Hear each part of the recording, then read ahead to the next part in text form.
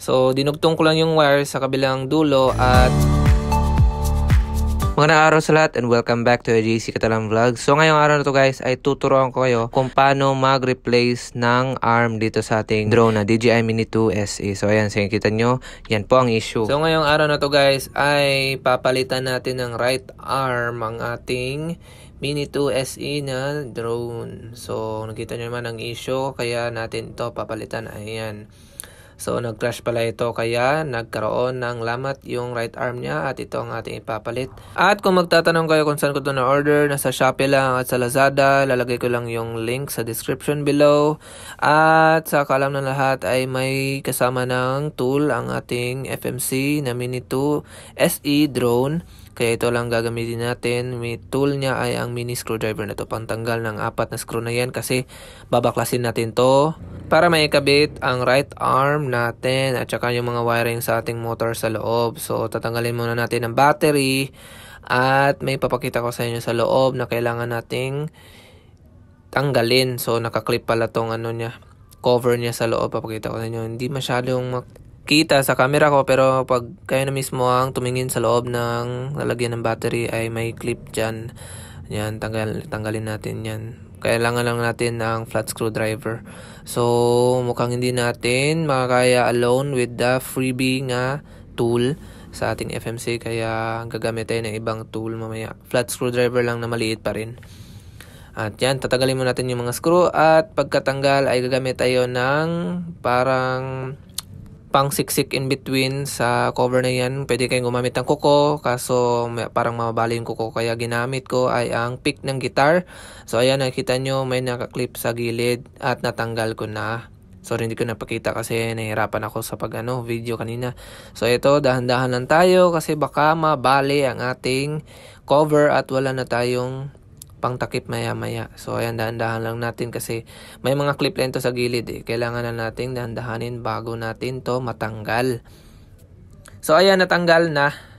At nakikita nyo yung board niya tsaka naka-wirings na red, white tsaka black sa right and left motors yan. At dito may tatanggalin tayo another screw kasi tatanggalin na natin yung cover din dito sa ilalim. Kasi nandyan sa ilalim yung isa pang wire na nakabit dito sa ating right arm. At I'm not sure kung anong function niya. Kasi parang paalang niya naman itong naka-wiring. Pero yung yan, mahaba na yan.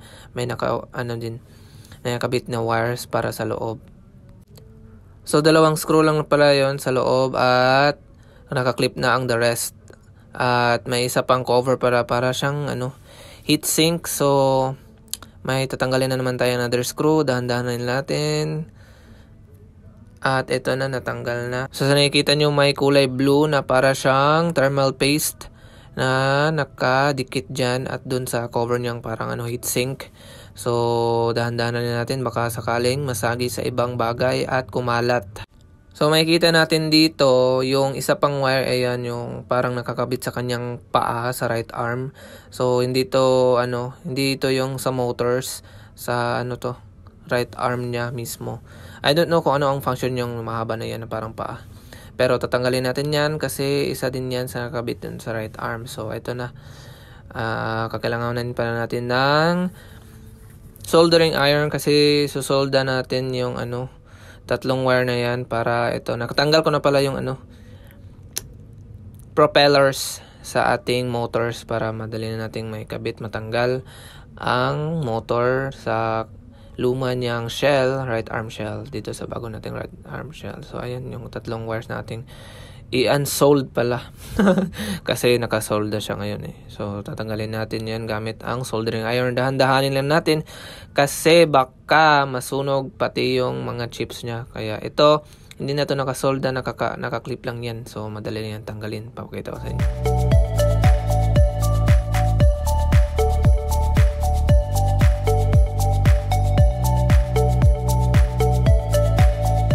So medyo mabilis ang pangyayari, natanggal ko na pala yung wire sa ilalim, yung may mga heatsink, yung may thermal paste. So natanggal ko na pala, nakalasot lang siya sa gilid at natanggal na natin yung tatlong wire. So ngayon ay tatanggalin natin yung mismong parang screw na kabit sa kanyang right arm shell. So nasa labas lang pala. Pero medyo mahirap to guys kasi parang may spring siya para mag-lock sa ganyang forma at mabalik dun sa kanyang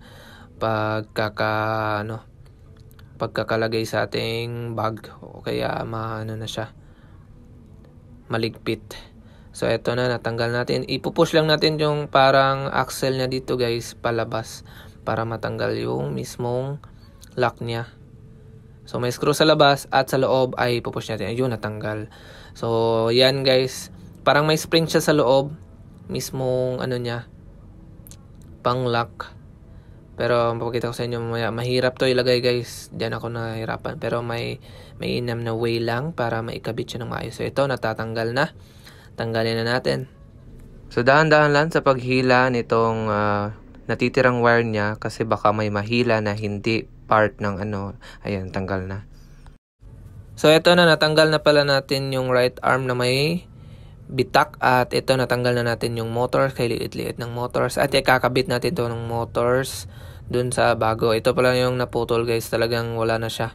Pagkatanggal ko ng motor, natanggal ng tuluyan yung niya, pagkakabit ko. So ito, ilulusot lang natin yung wire ng motors dyan sa loob ng kanyang right arm. At para mas madali kasi may kasama ng wire yung binili natin So dinugtong ko lang yung wire sa kabilang dulo at sinolda ko para mahila lang siya sa kabilang side. So ayan, nakikita nyo, sinolda ko tsaka ko hinila para madali nang may pasok yung wire. So ayun, mabilis lang.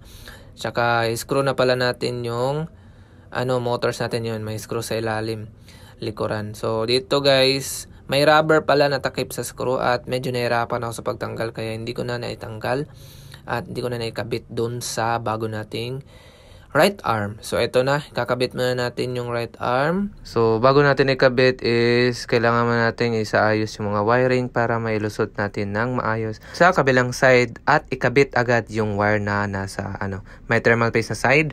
Bale, una guys, kakabit muna natin yung parang axle niya na pang dikit dun sa frame at saka sa ating right arm. So medyo mahirapan tayo dito guys. Pero pag naikabit na natin, madali lang yun. At so naikabit na natin, ay unahin muna natin kabit yung may heatsink niya sa may ilalim ng ating drone kasi baka kumalat yung thermal paste niya.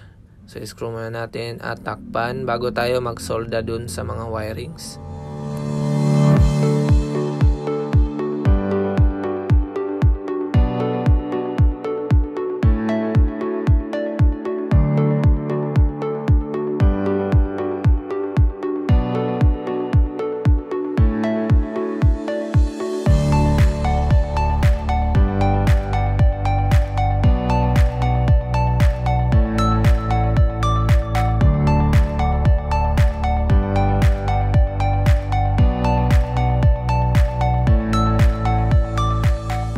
At so ayun, naikabit na natin yung tatlong wire at medyo pasensyahan nyo yung pagkakasolda ko kasi hindi naman ako pro sa pagsolda. Basta naikabit ko na at hindi na na-damage yung ibang mga materyales. So ito, ikakabit na natin yung takip.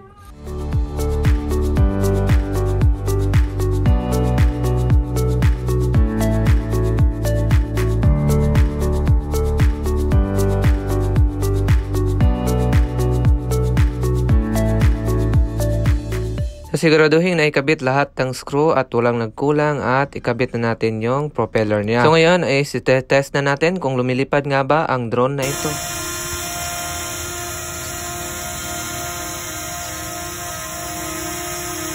At ayan, successful po ang ating pag-replace ng right arm sa ating Mini 2 SE DJI na drone. So maraming salamat sa panonood and sana may natutunan kayo and see you guys next vlog.